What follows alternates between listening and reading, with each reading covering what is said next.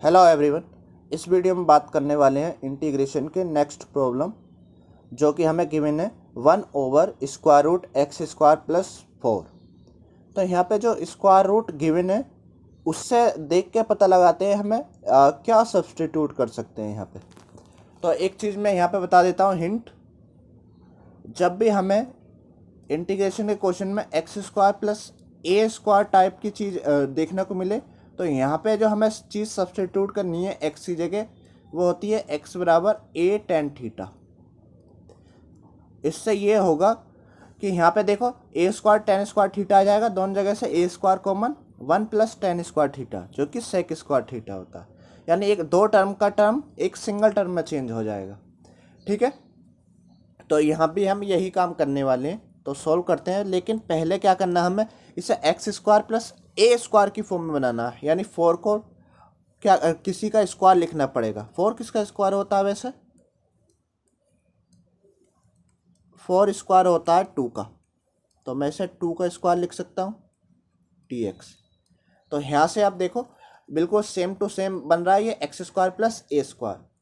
तो यहाँ पे हम इसको कर सकते हैं x = एक जगह आ जाएगा 2, क्योंकि ये है 2। ठीक है, x = 2 tan थीटा।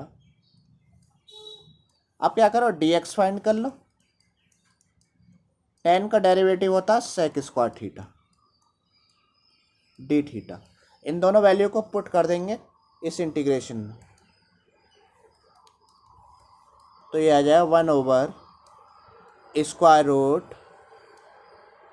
x की जगह माना हमने 2 tan थीटा, तो 2 tan थीटा इसका करो स्क्वायर प्लस 2 का स्क्वायर, और dx की जगह कितना आया है यहाँ पे 2 sec² थीटा d थीटा। सारे टर्म्स थीटा के टर्म्स में आ चुके हैं। अब सिंप्लीफाई करना शुरू कर दो। यहाँ से आ जाएगा ये, इसको ऊपर लिख लेते हैं 2 sec² थीटा और d theta over square root वाले पार्ट को सॉल्व करते हैं। ये स्क्वायर कर दो इसका, ये 2 tan थीटा का, तो ये हो जाएगा 4 tan² थीटा, और 2 का भी स्क्वायर कर दो, ये आ जाएगा 4।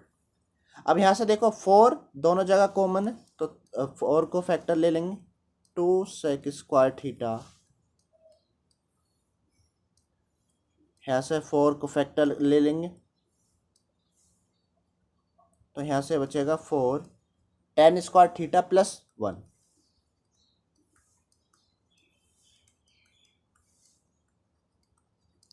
ये तो पाइथागोरन आइडेंटिटी होती है कि sec² थीटा जो होता है वो 1 + tan² थीटा होता है। ये बहुत ज़्यादा इम्पोर्टेंट है और बार बार यूज़ होगा, तो हमेशा याद रखना ये पाइथागोरन आइडेंटिटी को। तो यहाँ पे हम 1 + tan² थीटा की जगह sec² थीटा पुट कर देंगे, 2 sec² theta over integration 4 sec² theta d theta. अब डिनोमिनेटर का स्क्वायर रूट लेना पॉसिबल है, तो उसका ले लेते हैं, इसको ऊपर कर देते हैं, और 2 sec² थीटा ओवर 4 का होता है 2, और sec² थीटा का sec थीटा। सिंप्लीफाई करो, 2 से 2 कैंसिल, sec² से sec कैंसिल, तो यहाँ जो बचेगा केवल एक sec थीटा बचेगा। sec थीटा का इंटीग्रेशन मैंने बताया क्या होता है, ठीक है, याद भी होना चाहिए। अगर नहीं पता किसी को तो मैं उसका फॉर्मूला लिख देता हूँ। ये होता है ln absolute sec theta + tan theta. सारे ट्रिग्नोमेट्रिक फंक्शन के फॉर्मूले याद होने चाहिए, प्लस c। हमारा जो क्वेश्चन था वो x के टर्म्स में गिवन था। अब यानी हमें ये थीटा वाले टर्म्स को हटाना होगा, तो हटाएंगे किससे, जहाँ से वो सब्स्टिट्यूशन लिया था। तो x = 2 tan थीटा था। देखो इसको कैसे सोल्व करते हैं। x को लिया था हमने 2 tan थीटा, तो यहाँ पे देखो कुछ लोग क्या करते हैं, थीटा निकाल के यहाँ से निकाल लेंगे x/2 टेन इनवर्स x/2 उसमें पुट कर देंगे। ऐसा भी कर सकते हैं, लेकिन मैं ऐसा ज़्यादा अच्छा आंसर नहीं मानता। आंसर वो आंसर तुम्हें कहीं पे भी मिलेगा नहीं। अगर किसी बुक से कर रहे हो, ये इस टाइप का क्वेश्चन है, उस टाइप का आंसर देखने को मिलेगा नहीं। तो क्या करेंगे, जैसा बुक जैसा आंसर लाना है। तो मैं अब वो चीज़ बताता हूँ। तो पहले यहाँ से टेन थीटा फाइंड कर लिया करो। ये सब्स्टिट्यूशन समझ आना चाहिए, ठीक है, कैसा आ रहा है। डिफरेंट आंसर आपको निकालने आने चाहिए कि उसने आंसर कैसे निकाला था। उसके बाद क्या करते हैं, ट्राइंगल ड्रॉ कर लो, राइट एंगल ट्राइंगल ड्रॉ कर लेंगे। हमें चाहिए सेक थीटा और टेन थीटा। टेन थीटा तो आ चुका है x/2, सेक और चाहिए। तो हमेशा ट्रायंगल बना के प्रीफर किया करो। तो टेन थीटा जो होता है उसका फॉर्मूला होता है अपोजिट साइड ओवर एडजेसेंट, या फिर सिंपल आसान में कहूँ कि परपेंडिकुलर अपॉन बेस। तो ये परपेंडिकुलर थीटा के सामने होगा, यानी x ये होगा, और बेस यानी 2 ये होगा। इसका पहले पाइथागोरस थ्योरम से हाइपोटेन्यूज फाइंड कर लेंगे, ठीक है। वो फॉर्मूले से a² + b² बराबर c²। a x है, b 2 है, तो यहाँ से c निकाल लेंगे, जो कि आ जाएगा, मैं डायरेक्ट निकाल के दे रहा हूँ, x² + 4। अब इससे देखो सेक थीटा फाइंड कर सकते हो। तो सेक थीटा निकाल लो यहाँ से। सेक थीटा का फॉर्मूला कैसा आएगा, जैसा पहला कोस के बारे में सोचो। कोस होता है एडजेसेंट ओवर हाइपोटेन्यूज। तो कोस उसका उल्टा कर दो, तो यहाँ पर आ जाएगा हाइपोटेन्यूज ओवर एडजेसेंट, ठीक है, या फिर हाइपोटेन्यूज अपॉन बेस। जैसे भी आपको आपने याद किया है, सीखा उस तरीके से। हाइपोटेन्यूज है x² + 4 और बेस है 2।